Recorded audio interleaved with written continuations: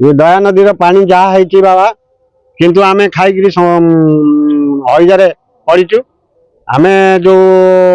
विधायक को देइथिलु भोट खंडे आमर दुखर सुखर भल मंद करने सी आज पर्यंत आम पाखे देखा ये तो समस्या आम दया नदी देखुवे ये पानी की समस्या आम या खाऊचु ये गाधौचु आपण मैंने से भुवनेश्वर जो डैन पानी आसूची से डैन पानी आम भात कर खाऊचु से भी पीऊचु कौन आए आम से प्रशासन मानकर किसी विचार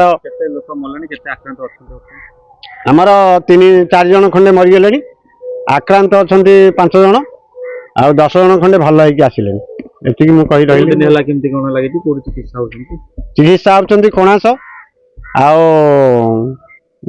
कटक जाइछंती भुवनेश्वर जाइछंती भुवनेश्वर जने मरीगले आ कटक 2 जन पड़ी प्रशासन तरफ किए आसुंती पानी फानी जोगाउछंती एबे कहिबारु प्रशासन से किछि पानी देइछंती कहीं से कथा अबाध्य कया एबे देइछंती हम गाँ को केतबेले पानी आमे पाई पारथलु कि न पाई पारथलु जलर